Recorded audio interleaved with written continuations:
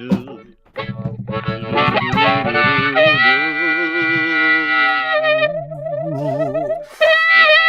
friends. Nice to see you. Great to be seen. Welcome back to the program. My name is Dean. We've got a Lachlan and we've got a Ryan today. We've got Emergency Act stuff to get to. We've got a few other things to get to today. It's going to be busy. Thank you, Lachlan, for that introduction. That was Lachlan Cross belching his way into the program as we normally do on a daily basis, depending on what he's eating or drinking. And he is, yes, doing both today, which is nice. Welcome to the program. Lachlan Cross, 957 Cruise FM in Edmonton. And, of course, Ryan Lindley from the Lynn's Report. Nice to see you guys on Wednesday, hump day. I feel like this is one of those days. It's like the first 2 shitty days of the week out of the way. I feel like Wednesday's purgatory. It's the purgatory of days. It's like the waiting room for Thursday, Friday. Everybody gets a little juiced up on Friday. You get blackout on Thursday. Then you get blackout on Friday, and then you might go again on Saturday. But this is that day of the week. It's like Limboville, which is good because we're going to fill it with a bunch of different stuff today because it's been busy, like super fucking busy. We got Emergency Act hearing to get to. It has been legitimately the victim parade all week in the Emergency Act hearing. It's been the funniest shit I've ever seen in my life. And today what I'm going to do is I'm going to just double back on the notion that every single one of these people are dumb. Every single one of these people are compromised. Every single one of these people is genetically slower than the majority of people in this province that figured out how to vote, drive a car, brush their teeth, that kind of stuff. You can shake your head at that all you like, but I actually am going to bring some receipts today, which is going to be a lot of fun. And we're going to kind of go over some of the things because our boy Can Tom we Marazzo, also throw in there that there may be there may be a case to be made for the fact that some of these individuals, and it's not an excuse, it's just worth tabling, that maybe part of their gravitation towards victimhood has something to do with maybe some mental, like mental health issues. Yeah, for sure. Because some mental health issues. Because I think it's important to kind of break it down a little bit. Like instead of using one brush to paint the whole side of the barn, really you want to point out which one we of the never barn do boards that are. here. Yeah. Well, we're doing it now. It's fucking better late than never. And so, because like I've been thinking about it a lot over the past 24 hours, and I think you've got few sections and then you got subsections of what's going on. You got anti-vaxxer, that's the big header. Then you got medical exemptions, and then you've got everybody else. And in the everybody else, I put, mental health. Jamie Saleh is one of them. Yesterday she was like, I'm never taking my kids Halloween again. It's the satanic agenda. I just started laughing. Like Theo, I would put them in that category, but they also would they'd lean into the other category of like purely fucking stupid individuals. And I think they both have to be there. And the people who are like the angriest kind of have both of the maladies. They're cognitively delayed and they're mentally unwell. I don't know which one came first, Rye. I would like to say it's probably the stupidity that lends itself to the fact that they feel like, I'm stupid, so nothing matters, so let's burn it all down. That's kind of where I'm at, specifically after watching some of the fucking losers go on the stand at the EA trial over the past 2 days, right? You too? Today's been the best. Today was incredible. Today's been the best. Are you not watching this, Locke? Are you not watching the Emergency Act at all? The hearings? You can't get into it? Do they not have it on television? No, You're not interested? I'm sorry. I don't care. Listen, it's not about the fact that I don't have an appreciation for what they went through in Ottawa. And it's also that I don't think that they should be doing this. I think it's a good thing that they're doing this right now. I think it shows accountability. I'm not going to question the process because I don't know enough about it. I just don't give two flying about this hearing. You don't care? Yeah. Not. Is it kind of the sentiment out west? Because it seems like anytime I talk to somebody out west, they're like, "Oh, that's going on." Like they have no idea what's even happening. But if I was from out west, where the majority of these cretins are from, I probably wouldn't want to know what's happening either. Is it denial? Listen, I think here's what I think we've done with this thing is that many of us, more so than others, have taken this group of people and put them into a category and done done exactly what they're railing against, right? And so, on purpose. And a lot of people have done it on purpose, and I don't think we're making. It's not about whether or not we have a chance of bridging the gap or whether they have a point. None of that matters. I think the problem I have with it is that this is a very complicated situation, and I think what we went through in the last with COVID and with the shutdowns and with the mandates, we had a group of people that were unwilling to accept what was happening to them, and for whatever reason, whether it's religion, whether it was a wiring, whether or not it was a level of intelligence. You said the key word in there too. The one common element I think that I find throughout this group of people is that they are the ones that wave that victimhood flag. They're the ones that are looking for some sort of attention, and that group, I think it's a good representation of the level of stupidity. No, idiocy. The level of the percentage of the people in society that Kids who are dropped on their head, that need coddling, that need attention. Constantly. Yeah. Right. And that's what I think this is largely. And again, I don't want to take anything away from their arguments. I don't want to take away anything from what they felt that was happening to them. But there's people that are able to go, all right, I'm in a tough situation here. How do I react? How do I negotiate this? Do I need to do things for myself? Yes. And my family? Yes. Will the decisions that I make here impact the people around me, my community? And we're able to negotiate those things. Are we talking about the ability? Sorry, are you talking about the ability to reason? Yes. And cope with life? And then there are people that are like, this is just too much. I can't actually process this. This is. Why can't they process it? Again, I think it's a wiring is more than it is or a programming level of intelligence. Well, see, here's where we differ, right? Because and I'm going to come up with some receipts because yesterday was Elon all Musk. world. Brilliant. Yeah, he's an idiot. No, he's not. Really? He's not that brilliant. Genius. No, he's not. Does this he's not a computer coder, computer coder that wrote he bought the right company at the right time. Yeah. He bought in and sold at the right up time. With Peter Thiel. Yeah, dude, there's a bunch of guys out there like that. I don't think Elon Musk is as smart as he, and we'll get into him a little later on because we're going to talk about his $8 Twitter check mark, which is coming up. It was 20, now it's 8. That Elon Musk just stumbled into wealth. No, I think why he knew a little bit of smart? something. I think he knew a little bit of something about coding. I think he knew a little bit of something, and I think he was an opportunist and an incel.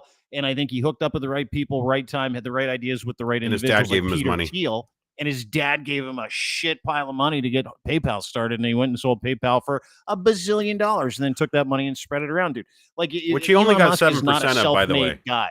Yeah, he only made 7% off of that PayPal deal, by the way. When you see those billions, one of the richest men in the world, $22 million, $22 million, planning trips to Mars, building electric cars. How much of that do you all think he's the doing? best engineers went and found all the smartest car guys, and he got a whole bunch of money from different people that he got into bed with from different countries. Moron. No, I didn't say he's a moron. I say he's a genius about one thing, but he's been able to somehow hoodwink everybody into the idea that he's smart when he's really a fucking really good networker who wrote a great a PayPal program, made a bunch of money, and then spread it around, went to thousands of meetings with a whole bunch of people that thought he was a genius. Like, he's a fucking sales guy through and through, to the point. That's what I don't know if you follow him on Twitter. He's legitimately clueless. I read this article today in Rolling Stone magazine. Do you know what his life goal is right now? Have you seen the show Nathan For You? Anybody? No. Have you seen the show Nathan Fielder? He's a Canadian comedian, kind of actor guy. He's got the show where he makes up these terrible business ideas. Yeah, exactly. Very, very fucking funny. Like, really funny. I think he's from Edmonton. He is. He's so obsessed with this Nathan Fielder guy. No, that's different. That's a different guy. That's Nathan Fillion. That's Nathan Fillion. Fillion. Yeah. Okay. This guy's just like, he's like a 32-year-old comedian. My Nathan. So he hires him to come to launches at NASA. And the whole goal is he doesn't care about the launch. He just wants to see if he can make this comedian laugh. Like, that's how fucked up he is. You know, when you hear stories about eccentric billionaires that would like go around with like magicians and stuff, practicing magic tricks. Elon Musk is legitimately, because he's slightly autistic, he doesn't understand humor. So he's trying to understand humor from a guy who's also on the spectrum, this guy, Nathan Fielder. And Nathan Fielder's like, I just make him pay me to go around to places, and he just tries to make me laugh, and it never works. I don't get it. But he's been doing it for like 3 years. Like, he's as weird as it fucking gets, Elon Musk. Yeah, and I wouldn't say he's stupid. I wouldn't say he's stupid, but I would not call him a genius, Lachlan. He's far from a genius. None of the things that happen at the companies that he owns or touches have anything to do with anything he makes. He doesn't make anything. He doesn't do it. He's a good networker and he's a good sales guy. And everything, all his money comes from other people. So yes, in that sense, he's savvy. Oh yeah, that doesn't mean he's smart. Yeah, he's a genius when it comes to like convincing people that he knows something nobody else does. But so is Stephen Hawking. Yeah, the dude was in a wheelchair, a lot of the population, and drooled all over himself for like 80 years, and we were like, "That guy's brilliant." We're like, "I don't know fucking how smart he is, but look at him, like he's the same thing." Yeah. Well, same thing with like Stephen Hawking. Did you understand a fucking word Stephen Hawking said? No, you just accepted he was one of the smartest guys in the world, and all he did was drool and go, "There's like stars, and you should go to the stars," and everybody's like, "Fuck, that's brilliant." And because he's Stephen Hawking, there's like mystery around him. The same thing with Elon Musk. He's going to kill Twitter. I want to talk about that in a second. But what I want to talk about is the victim shit, which you brought up like 10 minutes ago, because these hearings are fucking incredible. And case in point, there are two original founders of this thing. One is Chris Barber, if I'm not mistaken. Is that his name, Chris Barber? And the other one is this woman Bowder. named Bowder? Bridget. Yeah, and Bridget Belton. Chris Barber, Bridget Belton. Bridget Belton reminded me of Large Marge from Pee Wee Herman's Big Top Adventure movie. I don't know if you've ever seen it. Large Marge, the trucker. Yeah. She's one of the originators. To your point about being a victim, this is her being examined yesterday on the stand about why this was so hard for her and why she felt the need to start this trucker convoy. And I want you to listen to her complaints and how sad she was. She couldn't take a shit at a Subway once. Seriously. I couldn't live that way anymore.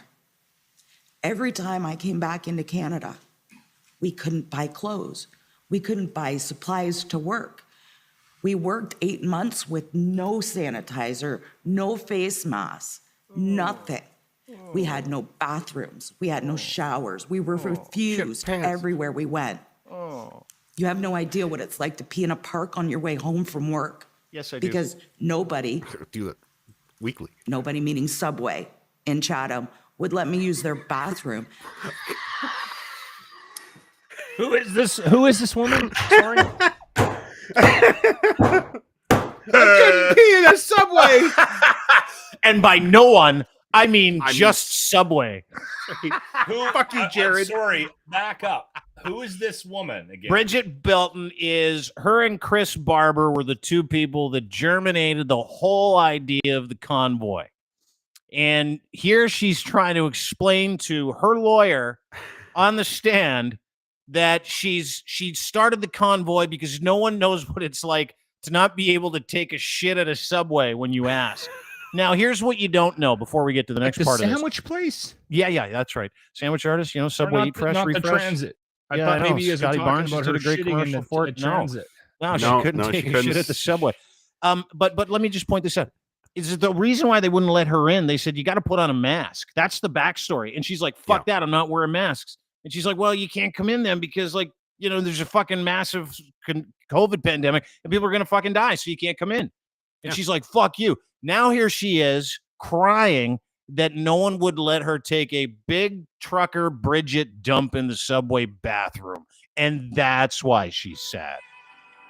So sad. And I just delivered a frozen load of Subway bread.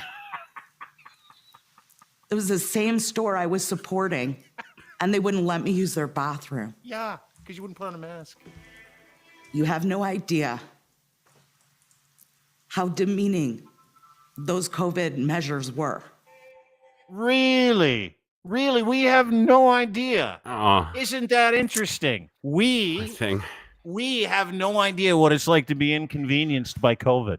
Ever.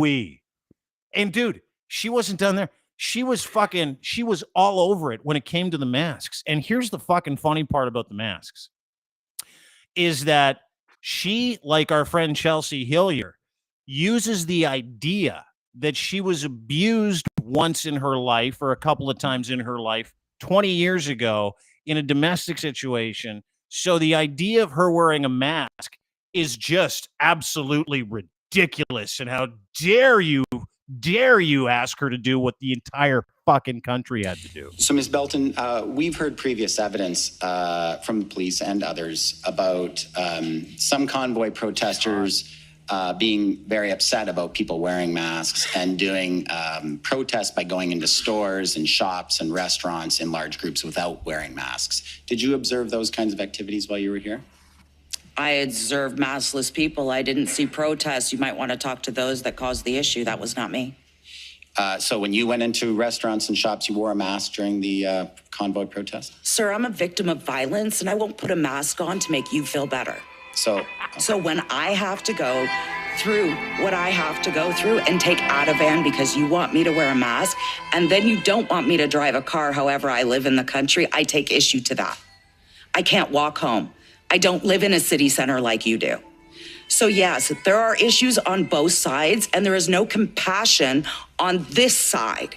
That is the issue. You are painting this exactly like the Toronto Star did. You have no empathy for us. So I take that as a no? You didn't wear masks when you went into a store? No, because I'm a female victim of violence, and you need to respect that. Okay.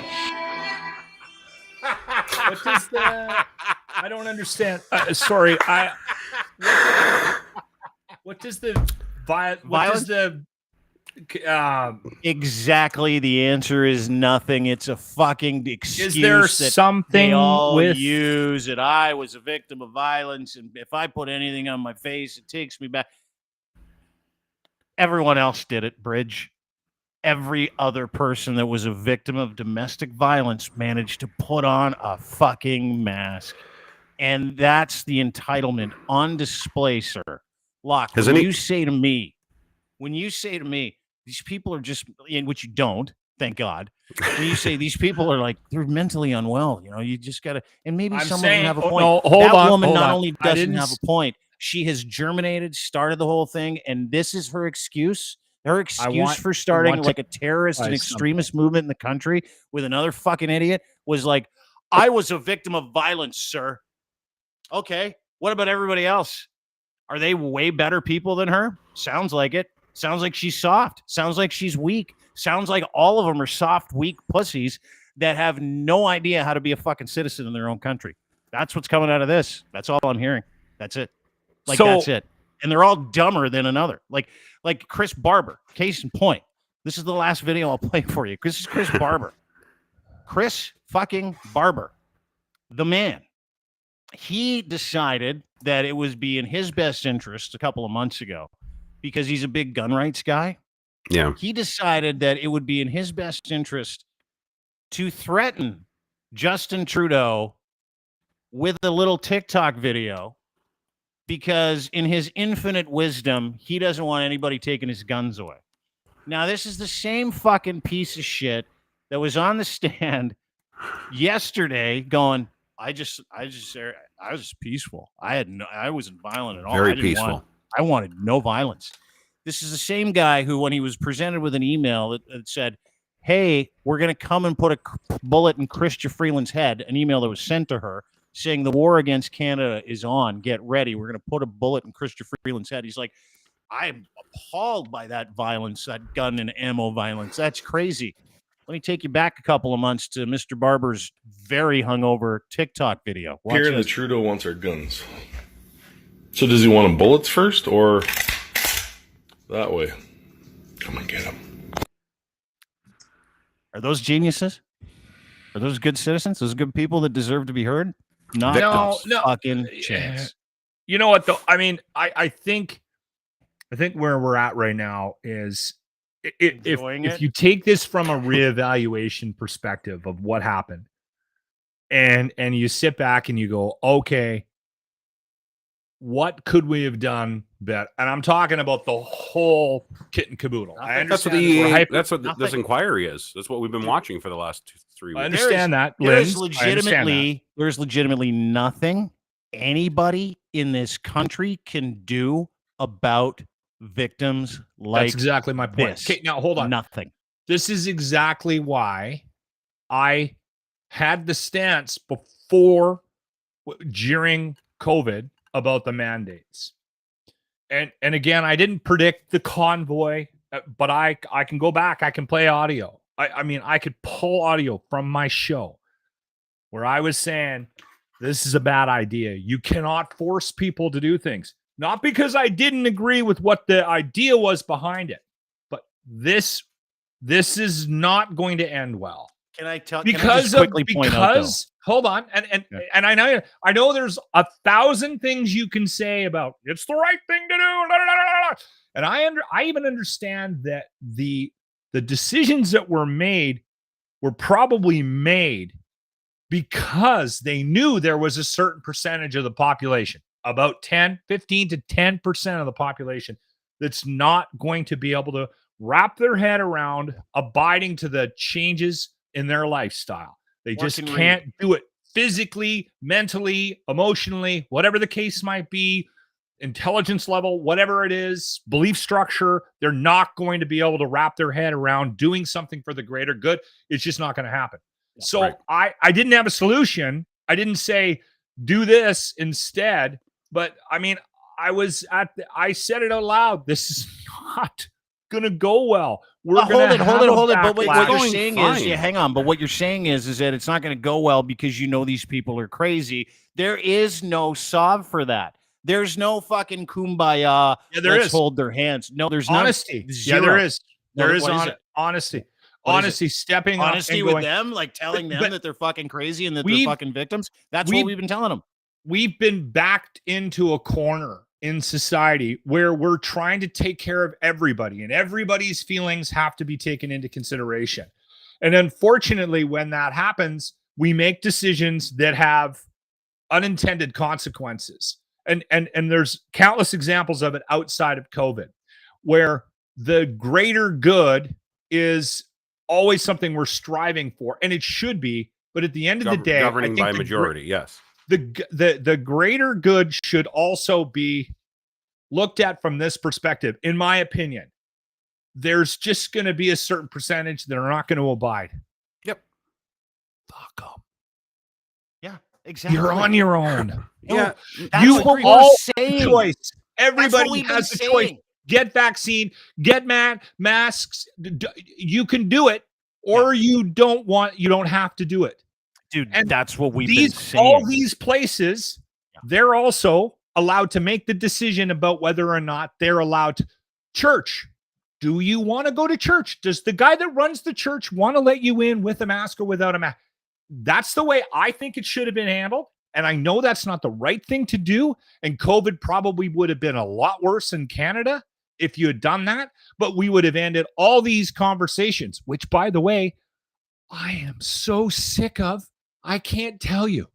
I think that's part of the reason why I can't watch this stuff, is because we're not going to fix anything at all. Like, none of us are fixing the relationships that we've lost because somebody had another opinion. None of us are fixing what happened. None of us. Sorry, can I stop you for a second? Who the fuck wants to fix a relationship with any of these twats? Not me. Like, I don't care if you're in my family or out of my family. I am not having a relationship with any human being that wants to crater parts of society, hang politicians, hurt other people because they want empathy. You go fuck yourself forever. Go fuck, because you're sad because you couldn't take a shit at a Subway because you could, like, fuck it. Really? After delivering your frozen load. Really? Like, and every single one of those idiots had the same fucking lame excuse on the stand. I was getting like dribs and drabs from like today because they had Keith Wilson on, the lawyer for the convoy, and he's like, we had informants in the police. And I'm like, oh fuck, of course you did, you fucking idiot. And then as soon as he was done, some other idiot came on. This is fucking, it was pointless. And now Tommy Marazzo's up there, and I'm getting updates from let me explain to you. You know, when Tom Marazzo got up there and is like, we want to change the government. We're going to meet with the governor general. We're going to meet with the NDP. We're going to meet with the PCs. We're going to meet with the Green Party. Let's get this done. We're going to make a coalition. Do you remember that? He said he's going to make a coalition I government. And then for the past couple months, he's been lying his dick off, including on this program, and we've been letting him. The guy right behind him was Paul Alexander from the Trump administration. Yeah, at a Canadian remember that press conference. Yeah, that guy. So tell me, Rhino. You've been watching Tommy Marazzo today. Yeah. He says dehydration made him lose his mind. Is that correct? Yeah, he said he was feeling very sick throughout the entire ordeal. The entire event, he was very ill. And he was brought in. So what he started out with was why he was there. And he was there apparently to bring in logistical support because he's an officer from the Army. And people look at me like I can control things and run things. This is his words, not mine. And so they questioned him on that. What was your role? He thought he was taking full responsibility of food, fuel, money for truckers. Gets there, finds out who Tamara Lich is. COVID. Meets Tamara Lich for the first time. Meets Pat King. He talks pretty shitty about Pat King, which is pretty cool. I'll get into that. But he says during that, because they brought up the MOU and they asked him, "Do you know what the memorandum of understanding was?" And well, yeah. I didn't think it was a good idea. I thought that was a bad idea. And I said that we should have reeled that back and we should get back. And then they said, okay, well, what about this? Then when you went on media, held your press conference and said these things about taking down a duly elected democratic government and forming your own with a coalition of everybody. Yeah. Well, I was really sick and I was sick through the whole thing and I was pretty dehydrated and I wasn't thinking right, and I misspoke, I think, there. That's exactly what he said. That was his excuse for what he said during that press conference. So he was, I guess, incapacitated mentally because of physical dehydration. Needed a drink. That's why the convoy happened, I guess. Yeah. That's why he wanted to take down the government, fire Justin Trudeau. And I think a lot of these guys have realized that they're kind of at the end of the rope, right? And some of them still think they have a case, or they still think that the reasons behind why they were there are legitimate. And then there's others that I think have realized, have I made a mistake here? Right? I think so. There's a lot of things. A lot of things that have come up where so hard to watch. Why? How do you guys? How's that hard to watch? This is fucking great. Because I'll tell you what, it's like watching WWE when you know who the heels and when you know who the heels and the heroes are. It's the same thing for me.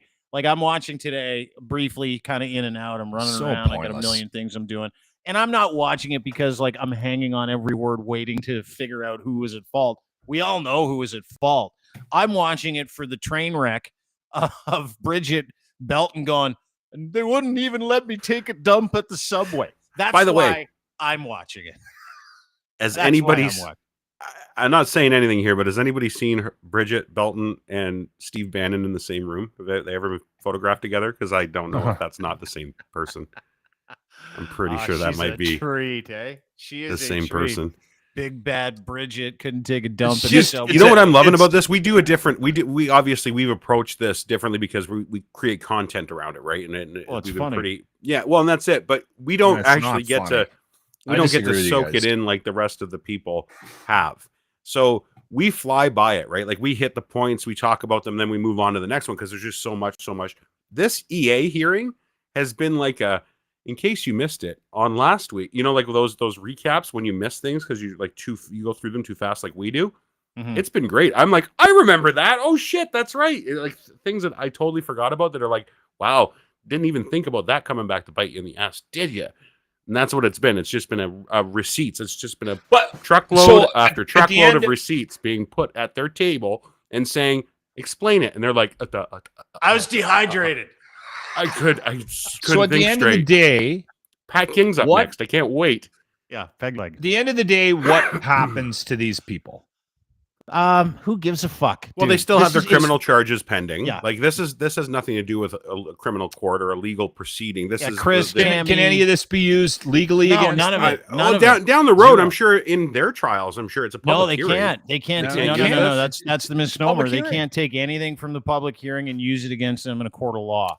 So that's why they're like, that's why they're all telling kind of the truth, but they're also lying like fucking howitzers. Like, you know, Tom Marazzo saying, well, I misspoke when I said I wanted to take over the government. I'm sorry, I was just dehydrated. I needed a drink of water. If I had some water, I never would have said it. You got to be fucking kidding me. I would have voted for Trudeau if I had a drink. Yeah. And then you got the lawyer up there going, yeah, we were getting intel from the Ottawa Police Service all the time. I'm like, fuck, they're not using that in the trial. So this is to establish whether or not the EA was necessary, which it indeed was. The Emergency Act. Yes. Bingo. So at the end of it, but there are trials coming for fucking 2 to 3 and years. it's not. after this. This is not a unique situation to this. They didn't do this because of the convoy. No. It's because of how the bill and we need to make sure that we highlight. Once you trigger it, as much, you got to have a hearing about it. Once you trigger it. Before it was ever let loose, and I think this is the first time it's ever been used, right? Since the it was rejigged, it was the War Measure Act, and then it turned into like fuck. Take all the they war had measures to do this. So before Trudeau pulled the pin on this, him and his cabinet ministers, this hearing was already scheduled. This hearing was scheduled the minute that the pen was struck to say that this is a go. I understand all that. It just to me, like I'm bringing up the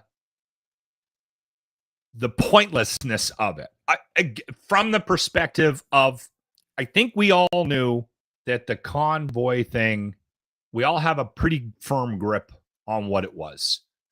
Do you think the majority of people side with the convoy and that it shouldn't have ended? No, I think the majority of the people in this country, I think that's part of why people are so disconnected from it. It's like, all right, okay, you know, you had to call it because no one was going to pull those fucking people out of there, and they would have stayed there for the entire summer.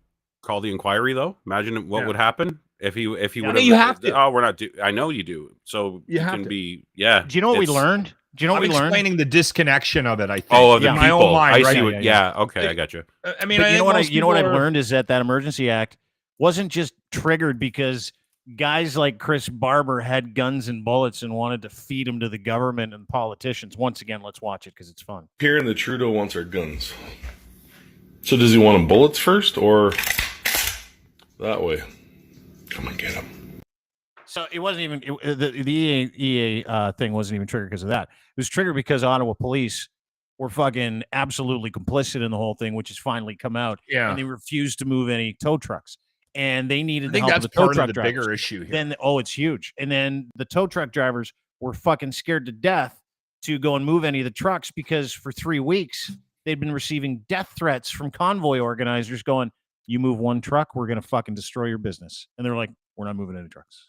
Because truck drivers are their life. It's where they get all their money. They have contracts with a bunch of those guys. A bunch of the companies said they'd pull their contracts if they came. So if it wasn't for that, wasn't for the Emergency Act, if it wasn't for the Emergency Act hearing, we wouldn't know how implicit and complicit Ottawa Police Services were in making this happen. We wouldn't know. That's a good point. We wouldn't have the truth about the way the people were thinking. Like, because that's what I'm getting from the people that were there, the convoyers, is like, what were you thinking? And they're like, you don't know what it's like to have to wear a mask after you in a domestic abuse. Well, everybody else does, you dumb shit.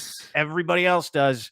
So you're getting the like the peace of mind that these people were in, or the state of mind these people were in, and the state of mind that we're in was pure fucking electric victimhood. That's all it was. Yeah. And that convoy was like a beacon in the night for every other fucking loser in this country that was like, yeah, my life sucks and I need to blame it on someone other than me so I don't feel bad about myself. And so they joined in. And now we're getting that narrative that's starting to come out of this, right? Which is absolutely brilliant. Because as we go through this, you can tell who the serious people are and who the unserious people are. Bridget Belton is not a serious individual. She's a fucking loose cannon, disgusting pile of truck driver who just didn't want to do the things that everybody else had to do and then invented this incredible story and decided the linchpin for her anger was not being allowed to take a shit at a Subway she delivered frozen bread to because she refused to wear a mask in the alley. Here's the other thing that I think is definitely something that needs to be further investigated, because the politicizing of this thing from the Ontario government perspective, I think is egregious. I think obviously what happened to the citizens, I think some of this will bleed into the civil trials that have already started.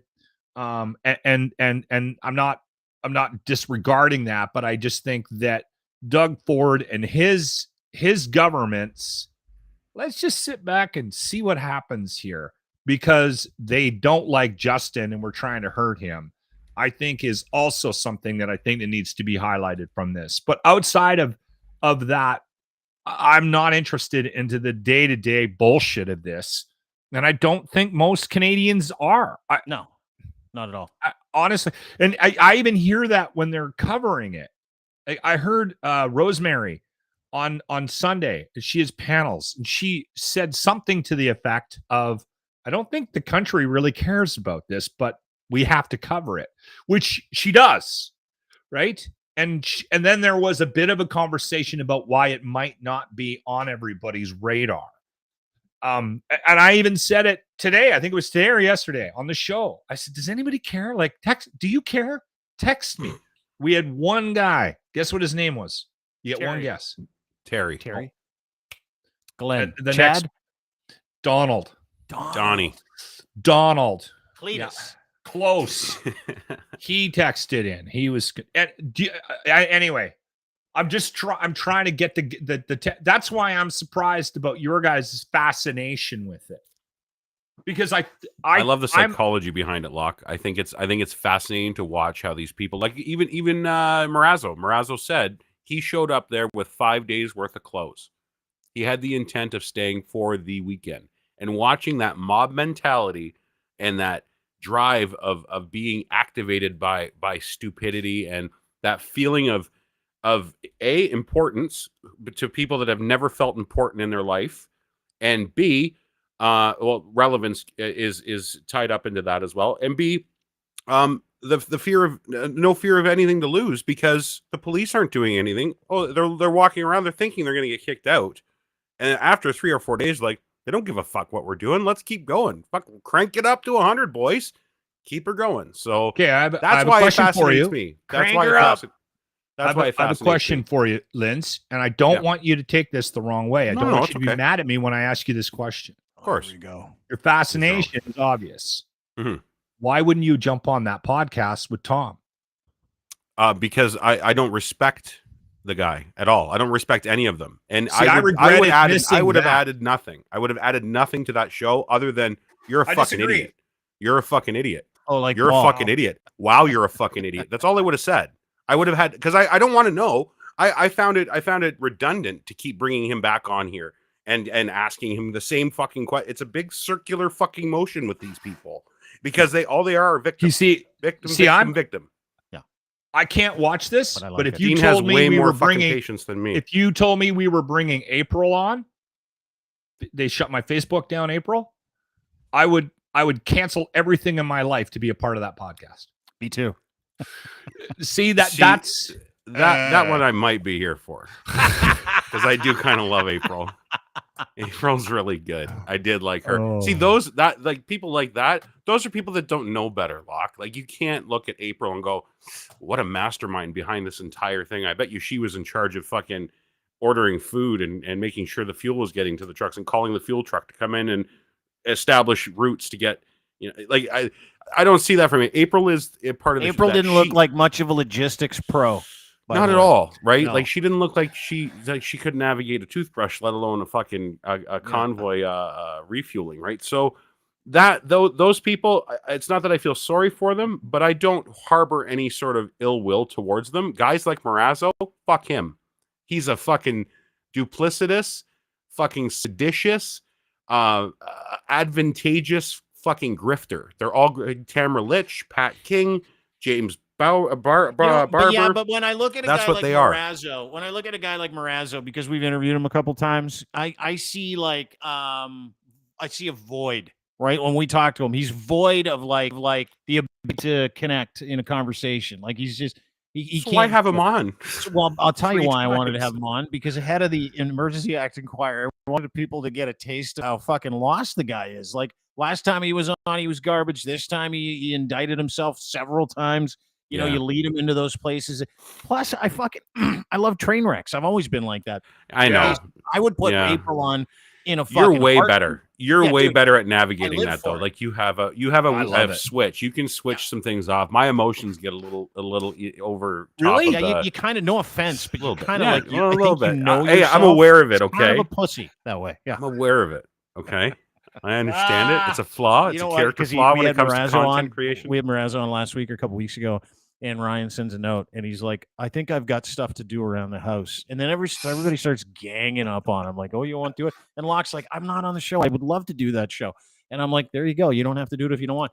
And then I'm thinking to myself, I'm like, I get that. I get why Ryan's not on the show, because he hates the guy so much he would be triggered into listening to him, and he wouldn't be able to like have like a normal. Well, tell me I would look more like an about asshole. that. I would look like an idiot. He would just say, "Fuck yourself. Go fuck yourself." After everything he said, kind of like, shut Paulie, up, who we put on. liar, Yeah. liar, liar. That's all. You're a liar. Why are you lying? Quit lying. That's all. I didn't offer anything to the podcast. That's why I wasn't here. There's something in the in that self-awareness for you, Linz, where I think, and this is everybody I think needs to do this on some level, where I disagree with you, Dean. And again, we're talking extreme cases here, but I think there's numerous situations in all our lives where we've said, we've done things that we could potentially have not done that damaged a relationship. And I'm at that point with this where it's not that I care about their opinion, it's that I care about my role in it. And I think it's important for people to reevaluate their role. Let me just say this. In these types I used to think that. I used to think that our job was to help these people along. I used to think my job is to be a good guy, contribute to the greater good. The greater good does not include those people. Doesn't include any of them. The greater good does not include Bridget Belton. Doesn't include Chris Barber. It doesn't include any of these cops. We're talking extreme cases. No, I know that, but that's who I'm focusing my attention on. Everybody who's normal, who is or is not vaccinated, and I don't care. And let me also just say this. I hope whoever isn't vaccinated never gets vaccinated. Ever. I want what you want. We've been over this. You know the picture of the dead woman who was like, "I'd rather go to heaven than get the vaccine," who died? And people are still kicking my teeth, which I think it's fucking hilarious because I say this. Resurrected sexy Jesus, though. Yeah, sexy Jesus made an appearance. Come back. Dude, I've been handing these sexy Jesus shots out for the last 2 days like it's lunch. It's been the fucking best. Is the evangelical fucking weirdos who still want to keep the fences out. They want to convince everybody vaccines are bad. Vaccines are great. They're fucking miraculous. Go get a bunch of vaccines. Or not. I don't care. To the point where you're trying to convince us that you're right. And that's all this is. It's a perception war. That's all this is. So when you talk about why are we talking about it? Because I wanted to feed into the actual perception of fact, right? Yeah. That I know these why guys we're talking are about it. And victims. I wonder. My concern is that you guys aren't getting sick of it. The fascination. And you're going to continue to drag me through this shit for the next couple of months. We're like Leaf fans. That's where I'm at. It up. We're like Leaf fans. Let me break it all up. We'll get there now. How about this guy not being all of us? Scotty put this video out today. This is some dude who looks like Harrison Ford who literally lives in the woods because he just fucking hates the world. This is me. I feel this energy. Dude is my spirit animal. There's a lot of uncertainty going on. Just a lot of stupid people doing stupid things, and money's going crazy, and seems like every day just people are getting more ridiculous, and things are getting more ridiculous all the time. But things have been pretty ridiculous for a long time. Just now we're just more aware of how ridiculous they are because we'll have access to more of the ridiculousness that's going on. So it's all stupid. It's always been stupid. It's always probably going to be stupid. So I just hope it takes some time to just look around this world and go, well, this place is pretty cool. This life thing is pretty cool. In spite of all the stupidness. Okay, so hope you're enjoying your stupid life. Appreciate it for what it is. I'd vote for him. Okay. We'll see you around. Okay, bye. That's special. I love him. I would vote What's for him his if name? he was running. Terry. No, it's Rodney. Of Seems course, Rodney? it's Rodney. Yeah, it's his actual name is Rodney. Yes. Did you hear the last part? Go and enjoy your stupid life. Go enjoy your stupid life. Okay, so hope you're enjoying your stupid life. That's amazing. I love him. Someone track him down. Get him on the podcast. Stupid life. Speaking of stupid lives, we've had a sounds rash. like Jimmy slowed down. That's my favorite thing you do on that show in the morning. By the way, You know what we started doing now, Linz? Sorry, we do it without highlighting it. We just slow down little pieces of him when we like in the promo and stuff, and then we just leave it. nobody don't say a word. Only for us. Yep. Because no one else has it. Slowed down Jimmy is the best. But when it just shows up, like if I'm driving around, if I'm going to Safeway to buy some eggs, and I hear our promo and I hear, I lose my shit. So inside. It's like the one thing you shouldn't do with radio, and you're like, I do it anyway. Do it for me. This one's for me. This is for Grant and I. Grant and I are the only ones in the city laughing. Everyone else is going, why does he sound drunk? Can I ask you a question? Can I ask you a question? Yeah. How, this is for Lachlan. How is Jack Campbell doing, and how are the Oilers doing? Well, I have been quite concerned about talking about it. Have I got wood around here? Because I don't want to jinx this team because they are on a serious 5-game heater here. We had a bit of a rough start. I think they were just finding their legs. But the last 5 games, last night's game was just unbelievable. And if we're being honest, we could put a German Shepherd in net right now. It wouldn't matter. Like it doesn't. Soup has zero impact on these games. He's going to win games by just standing. They were so dominant last night against Nashville. It was unbelievable. Kane had a hat trick. McDavid had 4 points. Again? Draisaitl had 5. Draisaitl had 2 goals and 3 assists. He was the first assist on every one of Kane's of his hat trick. It's just so fun to watch. But I'm also aware that teams go through ups and downs, right? Yeah, and it's going to come. And the way this market reacts to downs is not good. No. So we get too excited about the ups. And then we go into this massive free fall when they, you guys really got to brace yourselves because there's no way they're going to do any better than the potential Stanley Cup winning Toronto Maple Leafs. So potential. Well, according can I to shine a light on that? Media. Let me shine a light on that dumpster fire real quick. This video, Canadian team with the best chance of winning the Stanley Cup.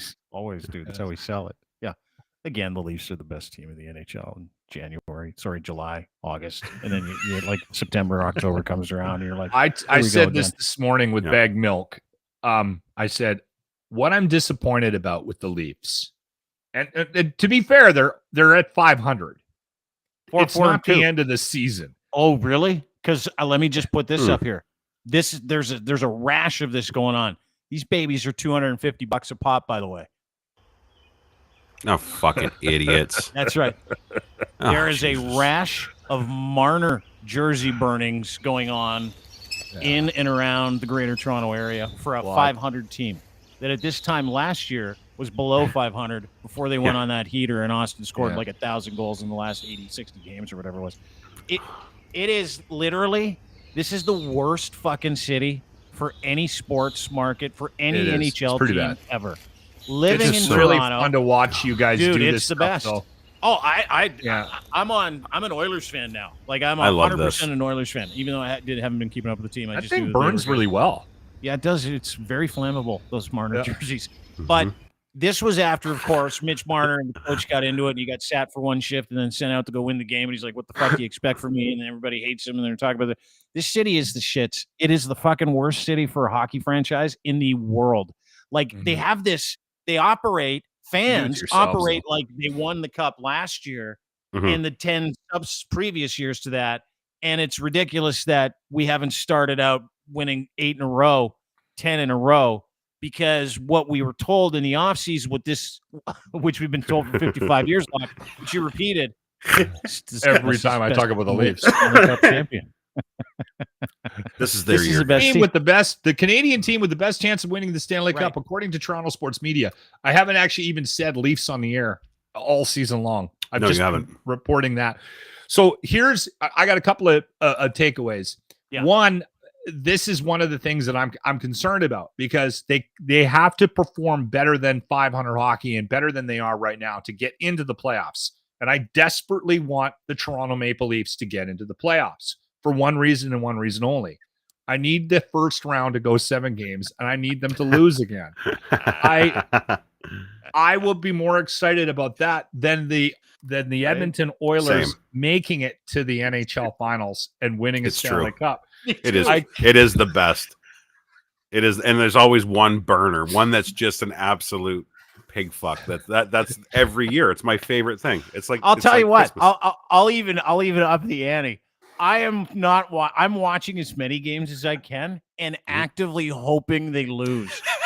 Like just enough to get into the playoffs, just enough to get fucked in this. Like that is my only goal for it has to be all of our goals. It's either a Stanley Cup, which will be hilarious too, right? Because the place, like people won't know whether to shit or they wouldn't know what to do. Like, what do I do? Yeah, like, do I shit my pants or do I clap? I've got no idea. But I'm legitimately campaigning this year for a 7-game first round exit. Just one more. I just want one more. I want to see how long they can do. Oh, we got to go 7. 6 years. Because it would be 6 this year, 6 in a row, six entries into the playoffs. Yeah. And then 6 losses in game 7. Right. You got to go 7 for 7. And then that's our Stanley Cup. Yeah. I agree. So here's the other thing, takeaway that I have. It really is, this. Right? It's like the only thing I care about is watching. We need to change the game 7 again. And I fucking like this team. That's the thing. I have changed. It's like my mind. I actually like the Leafs too. Why don't we change? I think they got great players. I really like. Other than the fact that they fucking can't win and they just lost. The only team 2 of the worst boots in the league. Actively cheer against is the Habs. The Habs, yeah. And you gotta understand that having the entire every panel in Toronto sports media go on and on about how great this team was because they got booted in the first round of the playoffs last year and how they're going to come back and win a Stanley Cup. So to see this happening is just, it's too good. It's so juicy.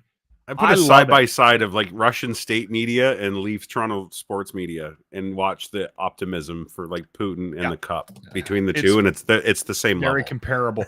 Yeah. At least, you know what I've been noticing? You know what I've been noticing a little bit this year though, is there's some cracks in the narrative with Toronto sports media. I saw James Duffy. I saw him the other day grinning when somebody made a comment about the Leafs winning the cup, or being picked to be the most. He kind of had a little bit of a smirk. So I can respect that. If they're doing it to troll the rest of the country because they know they have the finger, on the center of the universe button, then I'm honestly, but. A lot of times you watch these guys from Toronto report on sports and you're like, do you even watch any other games? Like, honestly, did you?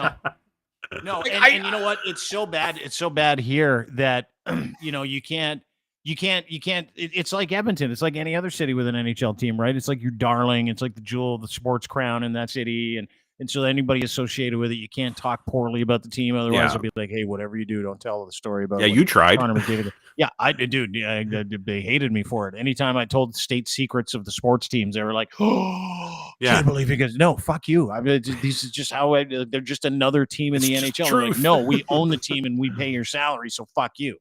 Like that's how it works in this city. It's like the entitlement here is not just off the charts. It doesn't make sense. It doesn't make any sense. Like if you were the cock of the walk, right? Like if you won 3-4 Stanley Cups in a row, just say 2. The Tampa Bay Lightning have and deserve to be assholes. They deserve to be to walk around like they can do no harm. Their fans deserve to feed it to everybody else because they've been that good for that long. Yeah. Won a couple of cups. Same with the Penguins. Same with the Avalanche this last year.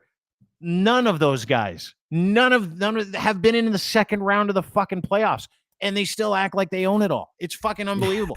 From the owner to the players, it's crazy in this city. And I think everybody's just sick of it. And like Ryan's saying, I'm not the only cat that's like, fuck the Leafs. I want to watch a losing season this year, or I want to watch them brim with hope into the first round of the playoffs to get knocked out. That's what I want to watch this year. You can hate me all you want. It's just what I feel. Because I'm tired of being yanked around. Tired of having my hockey emotions get yanked around by this team and then have them go, oh, it's no big deal. Next year will be better. No, it's not. It's not next year will be better. Let's now work towards a different goal because you know you're not going to win the cup. They're not good enough at all. Not good enough on the back end. They don't have goaltending. They're top heavy. Their top 6 is like, Their top 2 are incredible. Top 3, they don't have any guys on the back end. They're shit. To the point where I was talking to a friend of mine that actually works with the team. He's like, well, we're a little worried about making the playoffs right now. So get off our backs. Like seriously. So but again, being aware of that from an organizational perspective is half the battle. And I think you're not going to be able to control the fans, and you're not going to control the sports media, right? And I think the problem in Toronto is that there's so much expectation for this team to do well every year, and they don't have an objective sort of approach to where the team is at. Like they are completely ignoring the issues that this team has, and we did it here in Edmonton. And the one thing that I think, and again, knock on wood.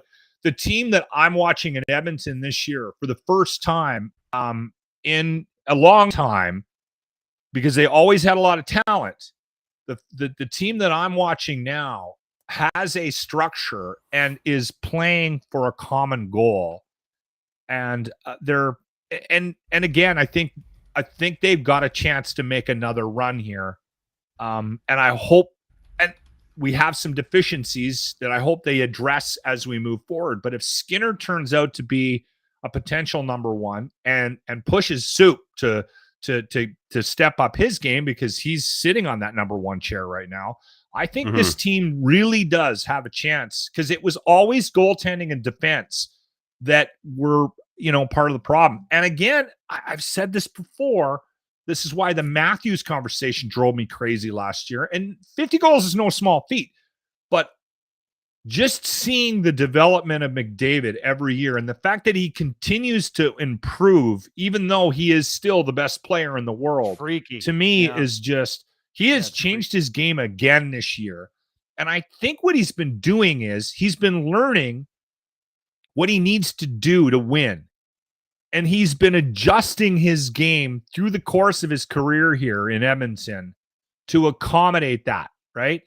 And some nights he has to put the team on his back, and some nights he doesn't.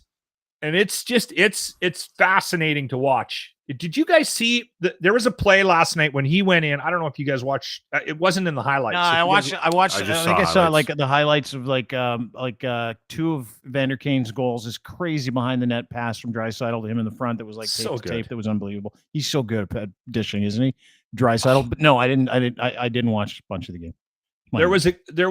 He got a shot off. He didn't score, and I think that's why everybody ignored it. But McDavid carried the puck into the offensive end, okay, with a draped on him, like he was wearing them. And he, one hand, took the puck, weaved it around, left it behind him, did a loop, got out of the way, went back for the puck, and then went and got a shot on net. He's doing things like that right now where it's like, okay, yeah, he's McDavid, and everyone goes, wow, but we're watching something here in Edmonton that you haven't can't seen since the 80s. Seriously. You can't compare this to even the 80s because the teams are so much better. Like there's 84. Is it true that his bowel movements smell like cinnamon buns, Locke? Yeah. Dude. Too, or? Here's a question I want to know. Are he and his girlfriend still together after that drunken night? I don't know. What's There's a lot of people ignoring that conversation. No one's having it right now. I thought that would be like having top of the fucking charts for a conversation about McDavid being wasted down. Like, I want to know if he's still with his girlfriend who built him that beautiful house. Yeah. And didn't she design everything or something? Yeah. Who built him a gorgeous some house. magazine. Super beautiful blonde lady. And then you see him, as we all remember, you see him down in the States, and he's just gearing down, and he's wasted, and he's walking, holding hands with this girl. And someone's like, try to bring hey, this Connor. up with sports donkeys. They're like, well, what he does on his private time is his own business. You know what they say still? The only thing I report is about what he does on the ice. This is the fucking problem that Alberta has. You've got an information problem because no one's Alberta? willing to talk about it. Yeah, Alberta. Yeah, it is. Give Alberta's me a got an break. information This problem. is a sports donkey problem. It is. This is a culture problem in hockey. These assholes have been enabled right from day one. They Let's just watch this video of McDavid together, though, one more time. You got one. Sweet. Yeah, that guy definitely looks like a bodyguard type character. You're fucking paparazzi. I know, dude. I know. God damn, is he hammered? Hey, Connor.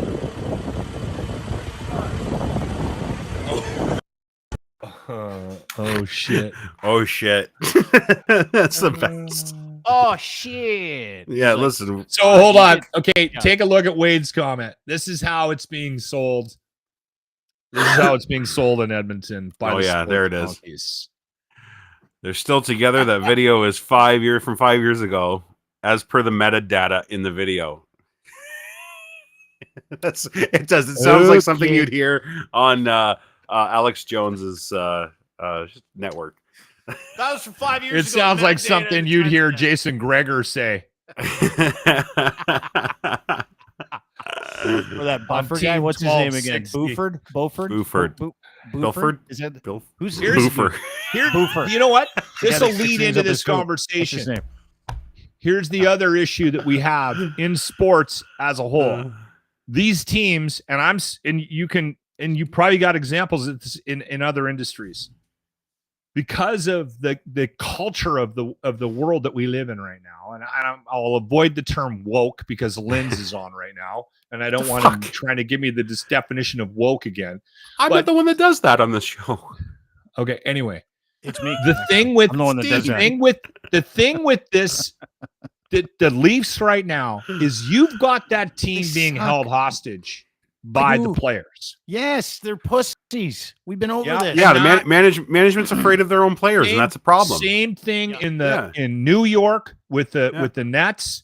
That team is being held hostage by its players, by its millionaire players. Yeah. You see it in different organizations now. It's that squeaky wheel mentality, and it's that there's a certain demographic that just think that everybody owes them a living. They didn't need to work for the position that somebody else has. And at the same time, I just don't think that works. I think it destroys culture. You watch Keefe now. You watch him. He looks terrified for his job. Does. Yeah, he does. He can't speak. He can't talk. And he's not the apologizing type either, right? So when he had to apologize to his players publicly for just asking them to play better, everybody's like, how dare you ask more of your teammates? How dare you ask more of the players that are getting 10, 12 million to fucking play a game? How dare you? When he apologized, that was it for me. I was like, fuck, I'm paid. The page is turned. And that's why people are burning Marner jerseys right now. And he should be aware of it. That little shit. That little whiny little prick. Honestly. Dad Lock is here. Oh, come on. I see examples of it all the time. These groups, these organizations are being held hostage by its employees, right? You're right. Back in the day, man, and I hate to say that, but because I sound like Don Cherry here, But you got what you worked for, right? Those people, you people.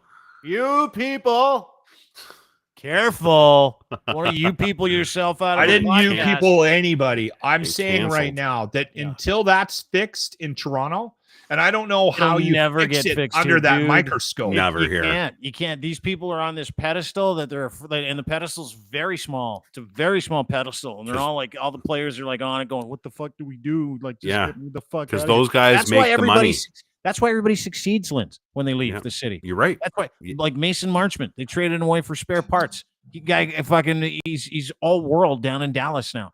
Alex Steen, there's another guy. Hyman, Nazem Kadri, hello. Zach Hyman, hello. We can go down that fucking laundry list. The thing that happens when people leave the city is they get fucking relief.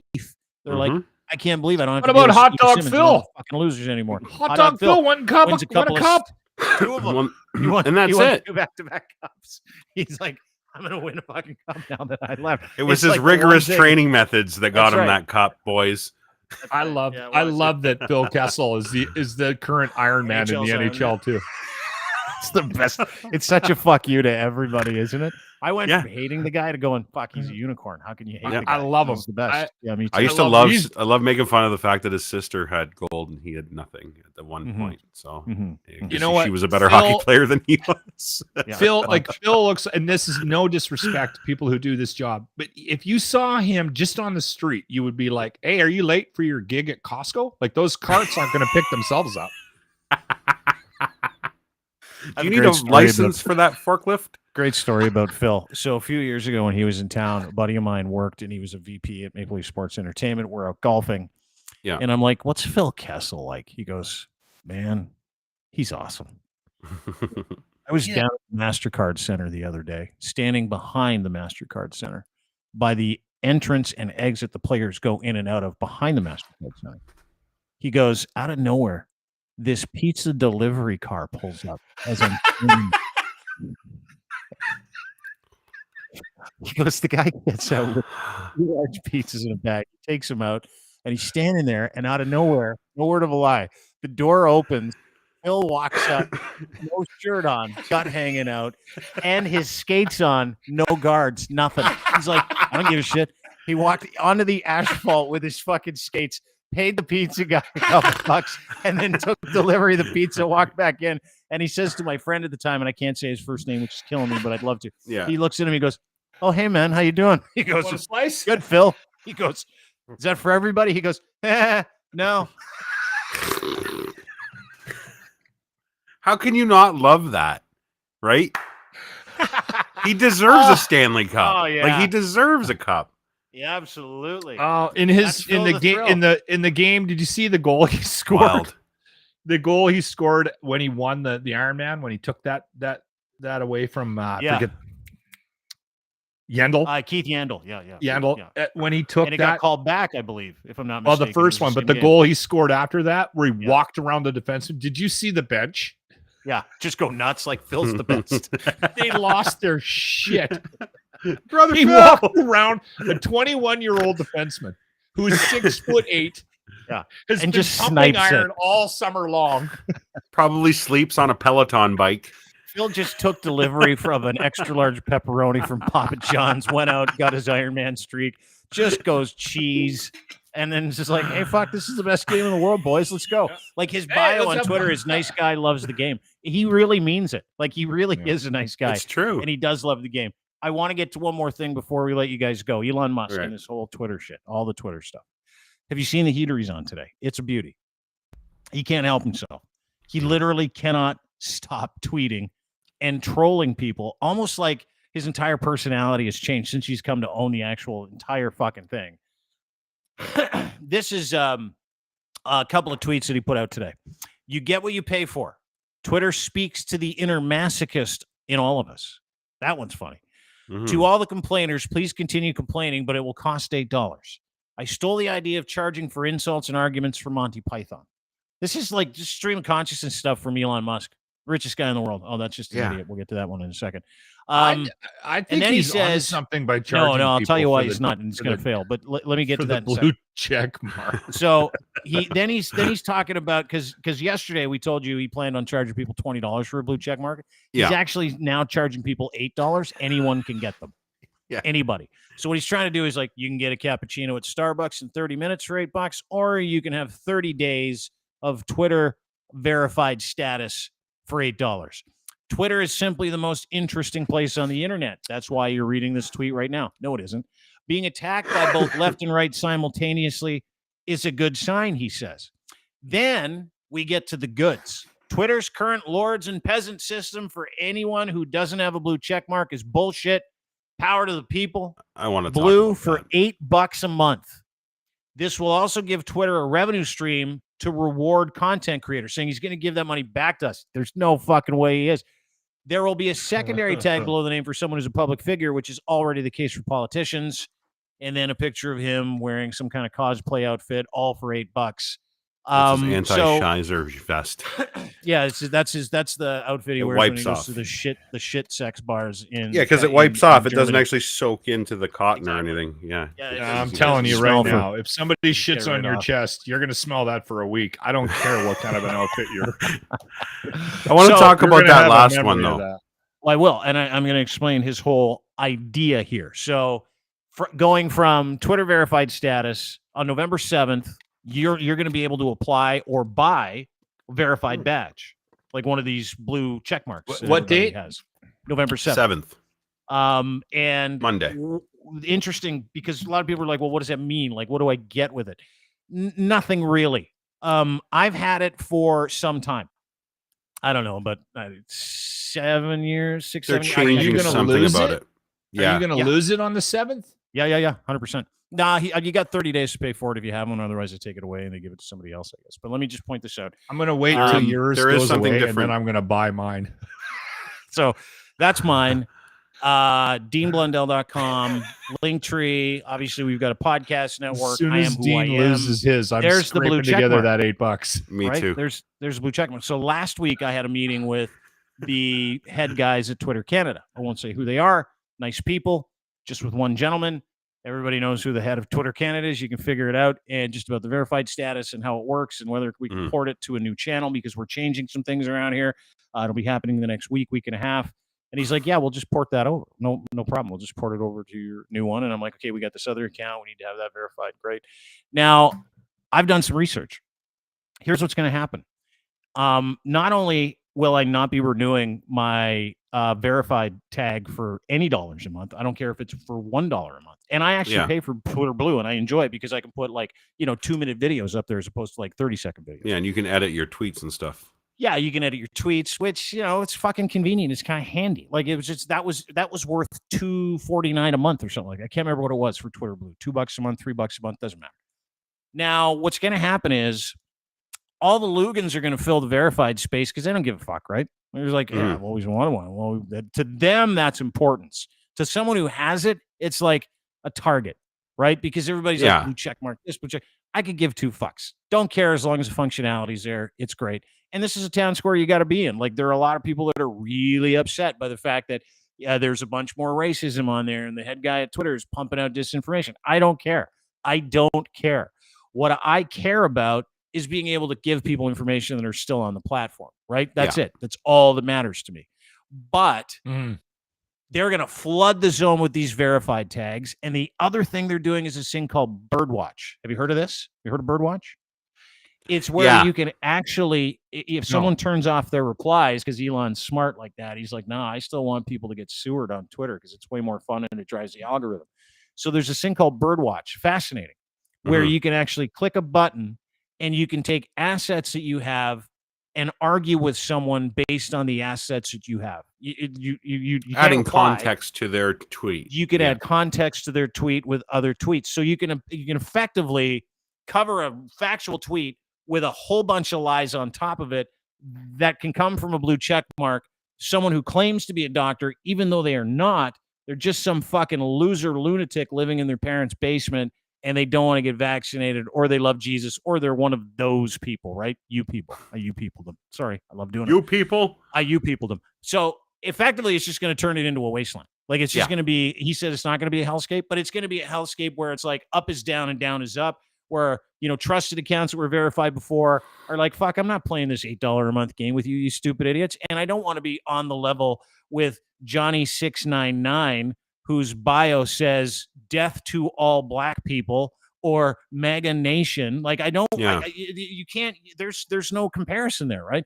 So what he's done, which is really kind of interesting, is he's preying on that victim mentality, back to the thing we talked about, where everybody's like a peasant. Remember that part of this? He's like, well, the peasants, you need something to read too. Remember this? You get what you pay for. Where's the peasant stuff? Is it right here? Yeah. Twitter's current lords and peasant system, who has or doesn't have a blue check mark, is bullshit. Power to the people, blue for $8. He just wants to flood the zone with more bullshit, and that's his way to do it. It's fascinating. Yeah. No one that has an account that's like a decent human being that's got a blue check mark is going to pay $8. Everybody's going to be like, go fuck yourself. We joined Mastodon the other day and Counter Signal. You can go and join us on Mastodon. That thing's exploding. Both of them sound racist. Oh, Counter Signal and Mastodon? Yeah, they do. They sound like Stormfront or Diagolon. I honestly, that's my biggest concern about jumping on anything other than this, because down the road, somebody might go, you're on Mastodon? Really? So when's the last time you killed a goat? Yeah. Do you attend the Klan rallies, Lachlan? Yeah. And his the only people on that are sacrificing virgins. All right, I'll get off. Yeah. The way he's trying to sell it is so bullshit, and it's funny because he says, because you've got a blue check mark, you're of some sort of stat. Well, he's selling it, and it's the exact opposite. What he's doing is he's taking a voice. So say somebody does have a blue check mark that has some status that isn't wealthy or a celebrity, but they have it because of their position in actual society. Now you're going to charge that person. So say somebody doesn't have $8 a month. So now again, he's saying that the elites, well, now it's only people with money that can have blue check marks. The other people are not going to be paying for it. And that algorithm thing is wrong. You're now going to be essentially shadow banned, because they said anybody that pays for a blue check mark will have their comments will appear first. They'll be up near the top, which essentially shadow bans people that aren't checkmarked. So he's talking about this. He's using this classist fucking woe is me bullshit, and it's exactly what it is. And he's just going to make you pay for it, and he's going to make you pay for it instead. And he's trying to sell you shit and call it a ice cream sundae. Fascinating, isn't it? Yeah. Can you please let me know when you lose your blue check mark, Dean, so I can buy mine? It'll be on the you know what? I think the only person we should do on the network, we should do Rookies, because he never uses his Twitter for anything. We should just get Rookie a blue check mark, and then that's it. I know it's sad. World. Sad. I don't know if it's sad. I think everything changes all the time. I could care less. Oh, like, the evolution is fine, but I just mean his reason is sad. Like, and people that are going to fall for it. People dude, are going to fall for it. But that's what we've established, that he's a moron. But we go back to the beginning of our conversation today. You know who's going to fucking go out and spend $8 on these things now? Dumb people. King, Tim Merlich, idiots. Tom Marazzo. Lachlan. They're all going to be blue check marks. Lachlan. Me, and I'll be laughing from my blue check mark perch. It'll be funny watching all those fucking losers that are like, oh, here comes the blue check mark for the past 2 years. Go, I can't wait to get a fucking blue check mark. It's going to be the best. $8 a month. I'll be important. I've tried to get it. Like, I know you twice, have. That's why 3 you times, want. That's and they turned me down every time. I know. Every time I'm like, I got 30,000 followers. Yeah. I know. Do you know how many people I have at 901 Radio? Honestly, that have this, that have like 1,000 followers that have absolutely no impact in the communities that they live in. Yes. And they've got them, and somehow I got ostracized. That's why I'm okay with this. I'd rather pay for the fucking thing. Well, dude, that's why it's a money gimme for him. That's why it's going to work, is because there are millions of people like you who are butthurt about other people. And so it's going to cost you $8 a month, and he wins again. And you know what? It's going to reverse. You're right. You know what? I didn't even think about it. It's reverse polarity. He's just going to reverse the polls and make money off of it in droves, because idiots will buy shit from just because they think, oh, I've seen for 10 years, or I've been on Twitter for 10 years, and somebody a blue check mark. I've always wanted a blue check. It's going to be Lachlan. He's going to be fucking status. Blue check mark, and I'm going to lord it. I'm going to lord it over you dicks every day. That'll be fun. That'd be a lot of fun. I'm going to buy 2. I'm going to get $16 a month. I'll have 2 blue check marks next to my name. I'll it. be super verified. Super You know where the blue money check. is? The money is in coming up with an NFT. I was thinking about this today. That looks kind of like a blue check mark, but it's red. Yeah. Like it's a power color. And the only way you can get that specific NFT is to send us money. And we'll send you that. And that's how we know that you're part of the club. That's how we know you're part of the Team Sanity Club. I'm serious. I'm going to do that. I'm going to do an NFT of a red check mark that you can put next to your name. That'll be like an inside club thing where it's like, oh, I can tell this guy's telling me the truth because he's like Dean approved. He's got a Dean approved check mark. Lachlan, the guy that can't turn his microphone on or the background for the show is going to make an NFT. Yeah, I'm gonna right now. I'm gonna right now. I'm gonna get on this right now. You're gonna everyone hold your breaths. Yeah. That's right. Before I let you guys go, 2 things. 1, No Nut November. Anybody doing that this month? Or are we masturbating vociferously still in the month of November? I have a hard the second time with that. Not masturbating for a whole month? I mean, honestly, have any of you guys ever gone any length of time without doing it? There's no point in going any length of time without masturbating. It's ridiculous. I don't really remember a time I've ever not done it in a day. You ever been in the hospital for over a week? No. Yeah. No, that's a shitty time. Well, November is the month where found a way to masturbate in the hospital. I didn't say. Did you jerk off? I said it would have been a shitty. Would be a shitty week, wouldn't it? It would have been. Did you manage to snap one off in the hospital? Managed to get it done? Because that was last November, wasn't it? I think it was. Yeah, actually, that's funny. It's been a year since that. You're right. Shit. And you managed to power through in a hospital. That's awesome. That you don't need this, but No Nut November is one of those months. It's like Movember, and I get Movember because it's about sexual awareness. There's gentlemen, jerk off in November. Jerk off in December. It's unhealthy. January, February, March, April, May, June, July, August, September, October. Yeah. November. Yeah. Keep jerking off. It is not a good idea to stop masturbating at any point in time. It's like stopping drinking when you're an extreme alcoholic. You get the shakes. Yeah. This is a bad idea. Feel out of sorts. Whenever I don't get enough booze in me, I feel like shit the next day. There's no health reverse benefit. hangovers. There's zero health benefit, no matter how much some libertarian hippie granola crunching fuck tells you that edging is a good idea. It's a terrible idea. Yeah, I you remember. Get out there and you yank on that thing the entire month of November. There's no such thing as no nut. It's all full nut yank all the time. Full yank nut. November. Full yank. Frozen November. load at the Subway November. Frozen loads everywhere for everybody. Get it done. My advice today is that just keep masturbating. Pay never mind to the No Nut November bullshit. If you see a meme and you're like, "What is this?" and you click on it, it's like, try to not masturbate in the month of November. Tell the whoever tweeted that. What's the point of that? And leave your wiener alone. You're going to masturbate anytime you want. There's no point. It's an awareness thing, and for what? Awareness for what? For masturbating? No, it's the same as the fucking dry Februaries and shit. It's just stupid social media bullshit, so that they can go on make TikTok videos to talk about how they're not jerking off. The only time I've ever quit drinking is when it was involved in a bet. Like I wasn't allowed to drink, and it never lasted long. You still did. I was going to say for sure. There's no way you. What's the longest you've gone since you were like a full-time drinker, Locke? Since I was 12. I mean, crushing 6 a night, Locke. How long? Like 6 a night, Locke has been around for 20 years, 30 years, 35 years. I was in my 20s when I started. Okay. Yeah. So what's the longest when you've I started ever had to go making there? regular decent money?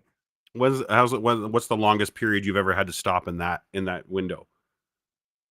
There was a bet, I did legitimately, but the problem was there was somebody else in the bet with me that also had details. How long? So I think it might have been 5 days. Like I went 5 days. Poor guy. Yeah. God damn. 5 days without booze. When was the last time you did that, Ryan? When was the last 5 days? Yeah. When I was in the hospital. Oh, no, hold on. I went a month. Forced to. I went a month back in 2015 because I went to the doctor, and then the doctor asked me how much I drank in a month. There's 4 other people in that room too. I know.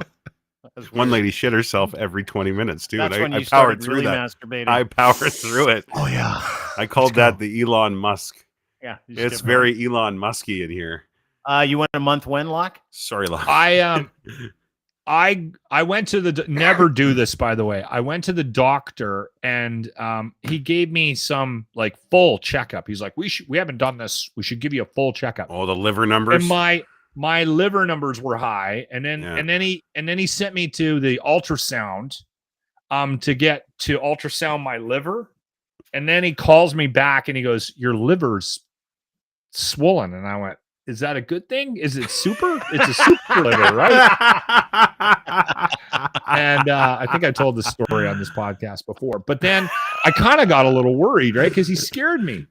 And so I went to the health food store and I got one of those cleanses. I got a liver cleanse. Yeah, so I started taking these pills. It's actually one of the only times I had to call in sick at cruise here. Because I never miss. I've literally missed 5 days of work in my entire life. And I've been in radio for 30 years. I'm that guy. But I had this liver cleanse, and I took the pills for 2 or 3 days, and everything in my body went. And I stopped drinking. Everything in my body just went. Wow! Everything came out of me. I couldn't go to work. I was shitting, and the pills. It was so intense. And so that worried me. And then I quit drinking for about 30 days, 28, maybe 25. And I feel like that might've been the only time that I've ever. And now when my doctor asks me how much I drink, I don't fucking tell him. Like, oh, that's a great idea. Yeah. Perfect. Why would you? No, lie to your doctors. You're never supposed to. Yeah, but go ahead. Keep lying. Why bother telling the truth when you go to the? I mean, if you're going to go to the doctor and lie to him, why even go? That's true. I go every year, and the only thing I lie about is my drinking, and that's advice because if he put me through, he scared the shit out of me, which is way more difficult on your health, I think, than the actual drinking. Well, it's his fault now because he's scared. You fucking pussy. You're unbelievable. Kundal from Sound Off, our podcast guy. He's like, I want some of those pills, Kundal. He needs a cleanse. I'd like to see what comes out of Kundal. That's for sure. Lachlan goes to rosé. Lachlan goes to the doctor and I've got the shakes. I shit my liver out. And well, how much you drinking, Lach? Oh, 3 a week. 3 beers a week, tops. Yeah. Tops. They know, right? And they let you lie. That's the thing. I used to do the same thing with my doctor where I would go in and she's like, your liver's awfully swollen. And I'm like, I just ate something. Been working out. Yeah. No big deal. Now I just had a burger. Your heart rate's like crazy. I had a bunch of salt before I came here and just lied. Just lied. And they know. They know. You sit there and they're like, guy's fucking full of shit. But if you want to kill yourself, they don't care. So don't even bother going to the doctor if you're just going to lie. Yeah. Don't bother. Well, come on over. I think there's a certain amount of truth you need to tell them. Do you drink a lot? Yeah, I drink a lot. Do you really want them knowing you drink 42 beer a week? That's probably a bad idea, right? Because that's just going to open up this door to a conversation that is just not healthy. You just don't want to be confronted. Yeah. So find out what the recommended doses. Yeah. So usually I'm within that period in 3 days, right? Like 15 drinks a week. That's like Monday to Wednesday. So I'm not really lying. You should ask him, can I bank time? Like some days there's days I don't have 6, I have 3. Yeah, if he's like 15 in one day, does it mean if I take the next 3 days off, am I within the window of booze? That's the Jimmy. That's one thing I also will tell you right now is if you're a heavy drinker, I've been trying to get Jimmy on this pattern. If you're a heavy drinker, try to drink that amount every night, as opposed to binging and then taking a couple of days off, then getting back up on your horse. It's so bad for you. Yeah. I think the consistent heavy drinking is much more, it's way healthier than if you're, honestly, I'm not even he's kidding. Not wrong. Let me ask you something. When I'm you say telling these you right things, now. No, but when you say these things, where do you get them from? Like, do you just get them from like experience? This is from experience. They're not from books. I'm very None of this stuff is. No one's giving you this advice at any point in time from a medical or professional perspective or a physiological perspective ever. Everything you're saying is bullshit. Like literally every word that's coming out of your mouth. You know why you're telling people to get drunk all the time still? Because it's healthy for you. This is why. Because you get drunk all the time and you want friends. You don't want to feel alone. No, he just wants it to be healthy for him. He's selling it to himself. That's all. He's pushing the fences out. Same thing with the anti-vaxxers. That's why I identifies with him, Ryan. This is our time to talk about you, Locke. This is our time to talk about you. Okay. This is the same thing. This is how misinformation gets out there. So that he can go out there and go, hey guys, listen, I heard last week on my program that if you're healthier, if you just keep drinking. He's like, I'm on the radio. I know. I heard this on the locker room. Alberta's just so full of those people that are like, Lachlan says to drink 7 to 10 way drinks a day healthier for it. Hold on. See, this is exactly how misinformation gets spread. You just took what I said and said shit that on it. I told everybody that they should just drink constantly and heavy all the time. No, what I said was it's better for you if you're a binger and you drink 42 beer on a Friday and Saturday night. Yeah. Take that and spread it out. So take your 40 beer and go, all right, I'm going to drink those through the course of the week. That's healthier. If you're a heavy drinker, like I'm a heavy drinker, right?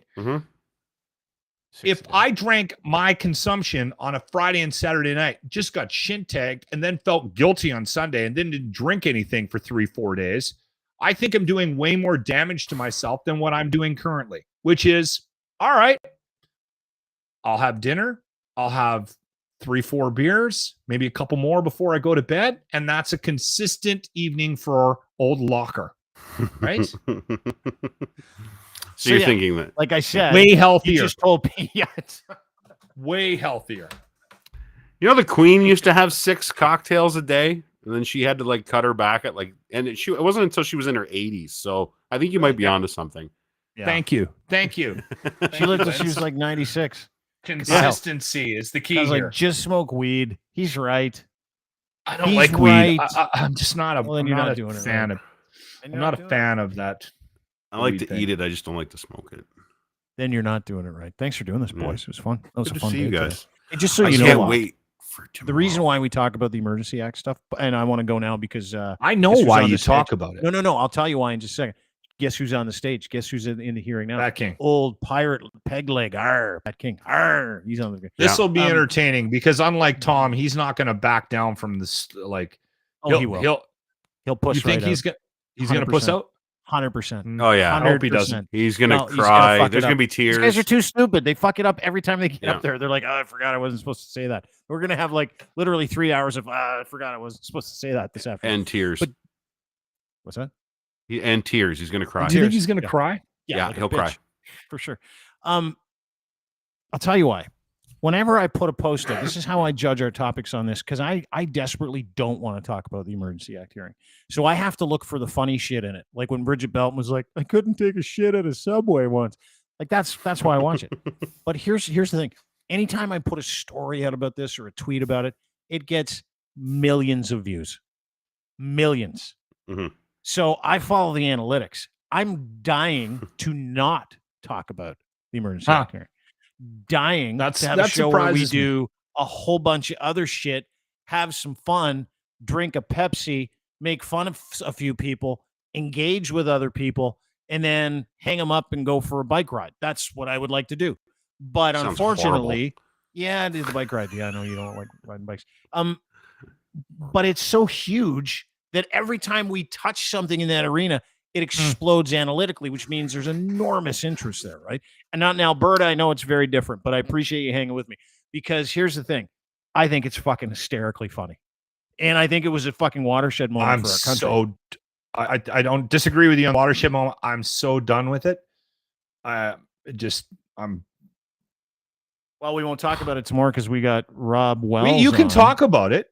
No, don't let me gauge. Okay, I don't want to. No, tomorrow we're not going to talk about it. No. Okay, I have two things I want to plug. Go ahead. And then I got one to plug. Okay. One, first off, there's locker room toques up If you want one, send me a note, or you're interested in the link, I'll fire you the link, but it's on all my social media. And we're going to have toques for the Dean Blundell Podcast Network as soon as he figures out the whole changing things thing, right? Yeah. Dean? New shop. Can't talk. Dude, I had a meeting today, by the way. That shop of yours looks so good. Mm-hmm. Love the new shop. Well, all right. So we're figuring that out, but I'm whoring locker room merch on the Dean Blundell Podcast Network. The other thing I want to mention is two things. We had David Wallace on. When did we have David Wallace? Was that Monday? It was Monday. Monday. So if you don't know, I think we had David Wallace on because of the traction of the Canada Land podcast. What's his name from Canada Land and his partner Jesse Brown, and his partner released this week. I listened to that. It was brilliant. It was really well done. And I went in with a bit of trepidation just based on the fact that I'm not a huge fan of the overproduced shit in the podcast realm, but I thought they did a great job. And it was very balanced reporting. I don't know a lot about Canada Land, but I was very, very impressed. And the other thing that I was wildly impressed with, actually, he fucking blew me away. I unblocked him because I was so impressed. James interviewed those two. James last night. DeFiore from Blackballed, and I listened to that today. It was really good. He killed that interview. Mm-hmm. My God, that was so. If you're at all intrigued by that topic, you need to go and listen to that Canada Land podcast, and then follow it up with the Blackballed, because I thought James was good. Crushed did it. an amazing job. I watched it live yesterday. I thought he was brilliant. He had the reporter on, and God forbid, I can't recall her name. She was great. Never she say did it most right. of the work. And then Jesse Brown from Canada Land, who was great on that too. And he was really good. Yeah, he's a smart dude. Say what you like. It's funny because, in this business, you're just taught to hate other people, right? And I think I got my original assessment from Jesse Brown from John Kay. We all know how John Kay's mind works. Yeah, we know how that turned out. Yeah. So Charisse is her name. Yeah, she did a great job. She's a little guarded. It's an excellent episode called Rat Fucker. It's a podcast. Yeah. It's about David Wallace, who we had on to start the week. The boys and girls at Canada Land do a wonderful job of bringing people that information. So if you go to CanadaLand.com, you can get it, download it. I highly recommend you do, because it's kind of the opening act to what David Wallace has been trying to tell everybody for the past year and a half, right? Which is fascinating, but it is. And James's podcast called Blackballed, which you can get anywhere you get your fine podcasts. He talked to the reporter, Charisse and Jesse, yesterday. And to your point, that was a masterclass on how to conduct an interview. I thought he was phenomenal. Really good. Yeah. I got to give credit where credit is due, because he stuck with this Wallace thing, and I gave up on it early. And it's the same thing we were talking about the. Remember when it was all Marazzo. Hot? All the people were getting mad at us about talking to him, and people "Fuck this! I'm not." Us. You know what you said to me? You're like, "I just want to go back to doing barbecue videos." I did, because I want nothing to do with this fucking shit. I know. But then James kept digging, got some more, slow burn. And I was wrong. My initial assessment of that entire thing was absolutely incorrect. So I got to give him credit for sticking with it, because it's it's turning out to be very good. And Jesse said something on the Blackballed podcast that really stuck with me, and I don't remember exactly how James presented the question, but he mentioned something about the state of media in the country, and Jesse sort of jumped in from the perspective of the original concept behind Canada Land, and that they wanted to be kind of a watchdog for media, or to criticize mainstream media, because there wasn't that in Canada. And I was like, wow, that is so intuitive, because we never have had that. We've had mainstream media in Canada has been very lucky. And listen, I don't want what they have down in the state. I don't like the Fox CNN model, but he pointed out the counterpoints to the mainstream media presentation in the States. And we comparably do not have that in Canada. And he brought us up the Dean Blundell podcast network as an example of that, of being that in the current formula that we have right now. And whether or not we know it, I think we are presenting an alternative point of view, and an honest one from our own personal biases being what they are. And we're also giving people enough time to get to know who we are so that they can also negotiate their opinion based on what they're hearing on this, because they know us and they know that I'm going to say stupid shit and that sometimes I'm off base, right? Anyway, he made a point about Canada Land and that original and where it's sort of morphed into. And that was an eye opener for me, because we do have a problem in this country right now with a lack of accountability from the mainstream media side of things. Oh, really? I didn't know. I had no. But I never put my finger on why. I didn't figure it out why until it's yesterday. Because it's you know what it is. Unchecked. But you know what it is. It's like, it's not just the fact that they put out bad information. It's the things that they don't talk about and how they couch things. So go back to the convoy. Yes. They pretended the convoy was real and those people had a legitimate concern for months because they could sell shit. They were doing favors for their executive relationships. And say what you want about Jesse Brown, but he's 100% right. That is one of the biggest drivers of what we do here. It's giving people a voice that come out of traditional media. And in the next week to 2 weeks, we're going to relaunch a project, and you're going to see that. You're going to see that there needed to be solutions for people. But to Jesse's point, and I've had conversations with Dr. Michael Geist about this, there needs to be a group of people that have the wherewithal to be able to come together as a quorum and feed into one system and say, no. This is right. That is wrong. What you're doing to these people is gaslighting. These are not facts. This is not real. This is real. And here's why. And it's such a massive undertaking that you're going to need, 20 or 30 people that have big brands like Canada Land or little brands like ours that actually get together with people who are change agents and go, okay, what are we doing? Right. And that's why I love doing what we do, because every time we do it, every time we have someone like Tom Marazzo on where everybody else is like, I'm not doing it. Or every time we have an unpopular conversation or have an unpopular take or talk about things that nobody else is talking about in a very real sense, just in a fact-based sense, in a fun, entertaining fact-based sense, you've won. You've won and you've beat them at their game. But what they love to do is tell everybody that none of that matters. Jesse Brown and us, to a different extent, scare the shit out of them. We scare them to the point, and I've had conversations with people in that industry, where they're like, we don't look at you like you're creating something for you. We look at you like you're taking something from us. They think they own the landscape and the narrative in this country. So when someone inserts themselves in it and they go, no, we're going to tell a different story with facts that don't line up with theirs, it shakes the foundation of media in this country. And we need more Jesse Browns. We need more guys like us. We need more people that are willing to put their dicks on the table and go, okay, everyone, what do you got? Because this is what I got, and this is what we're going to do, and we're going to do it responsibly and have fun, and we're going to go forward and help other people. See, and that's the biggest difference. Jesse Brown's in it to help himself, but he's also in it to help other people, like us, in it to help other people and ourselves. However, we're really interested in sleeping at night. We're really interested in not being compromised. So we do the best we can, as opposed to having someone give us a narrative and then putting it out on their behalf, which is all you see anymore. Or stopping a conversation because there are certain people that don't want you to have it because it might out some of their bad behaviors. Dude, that's why we're here. Yeah. That's why we're here. Anyway, I gotta split, guys. You guys got to go. Take care, Linz. Take care. Linz, but I will say this. What I got out of that conversation that he had with Jesse, is that there needs to be a conversation about clarifying it. And making sure that there is a point to what it is, right? Because I think that's the thing that I'm seeing with this network in particular, and is that you're formulating a plan and and you're coming together, you're creating a template to move forward with, like a mission statement, right? As opposed to just having your friends on and screwing around for, an hour and a half every day. Yeah.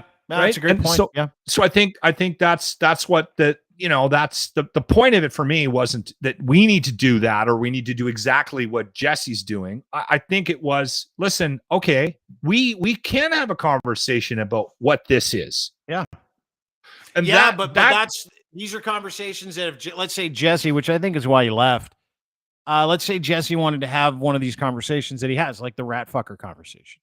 Right. Or let's say we want to have a conversation about, people involved in the convoy, but we wanted to have that conversation on Bell's time, Rogers' time, Chorus's time, any other radio, television, Quebecers' time, Torstar's time. Yeah. You're not having it. No. They won't let you have that conversation. They won't let you speak unabridged about things and people that are in the industry, right? Had it not been, that's an issue. And say what you want about the David Wallace stuff. Had it not been for James and David Wallace and us putting him on, none of this happens. Because we were willing to have that conversation. The Klondike Papers. That's not necessarily brought up, but you did that. Yeah. Right? No one's giving you credit for that. And they're going to make sure no one gives you credit for that because no one wants to give this format any credit. And it's interesting at where we're at right now. And I think it's important that the people that are at a certain point, like we are, and Canada Land are start to take what we're doing seriously and what we're bringing to the table seriously. We can still have fun. We need to realize what this is and how important this is to not just entertaining and putting a smile and hopefully giving somebody a break from the turmoil that's in their lives, but also from the perspective of we're going to be honest with you, right? Well, I am. You might not. You're not a. Really I lie my dick off, and I like buy those toques. I'm also gonna whore everything for money. Can I give me free really beer? Quick? I'll tell you anything you want to hear. I know.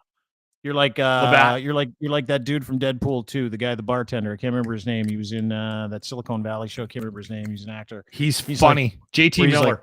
Like, JT Miller. He's like, you can point that gun at me, and I will tell you everything you want to know.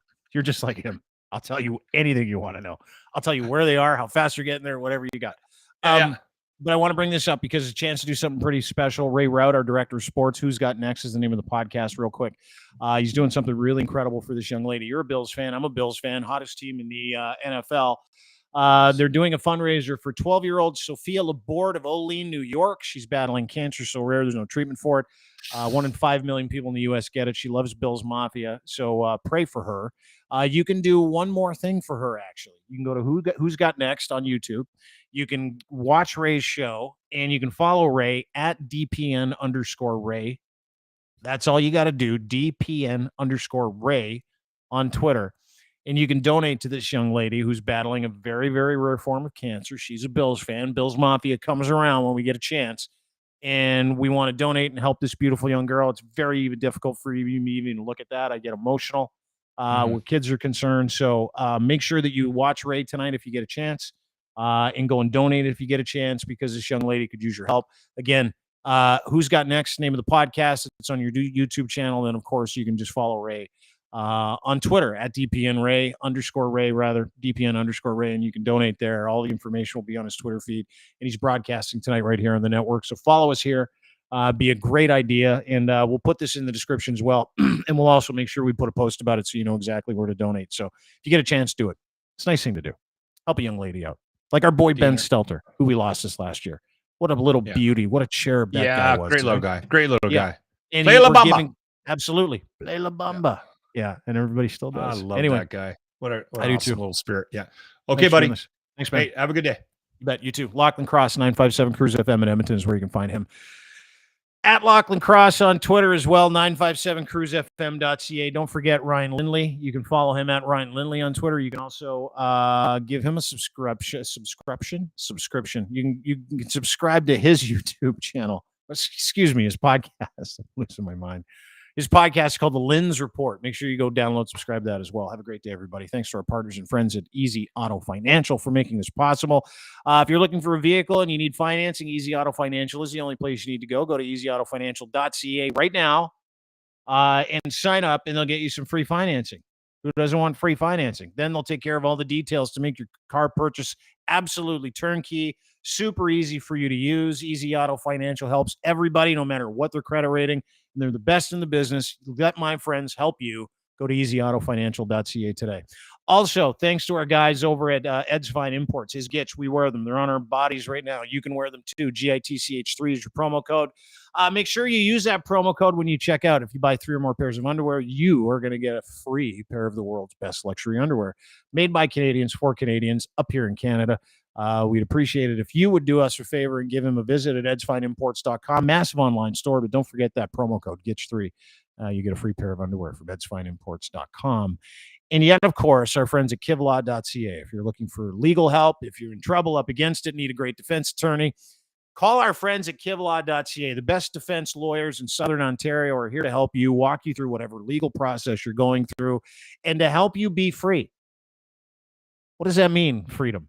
Well, it means taking advantage of everything at your disposal to be able to stay out of trouble and to be able to learn from your mistakes. Or it means staying free because someone else wants to see you get kettled. If you did something you didn't mean to do, or if you didn't do anything and you're in trouble, the only call you need to make is to my friend Rob Kivlikin at kivlaw.ca. Send him an email, kivlaw.ca. Again, Robert at kivlaw.ca. Have a great day, everybody. Thanks for joining us. Really appreciate it. I'm back here tomorrow morning on this tomorrow afternoon, this very program. Rob Wells, Trailer Park Boy, new movie called Vandits. It's really good. I'm excited to see it. It's one of those classic Trailer Park Boys capers in a bingo hall. I'm excited to watch it. I'm a huge, huge Trailer Park Boys fan. Not a lot of people know that. Most inclusive show on television. We'll talk about that. We'll talk about Ricky. Talk about Julian. Talk about Bubbles. Talk about Vandits. Rob Wells. Tomorrow, 3 o'clock. See you then. Thanks for watching. Bye.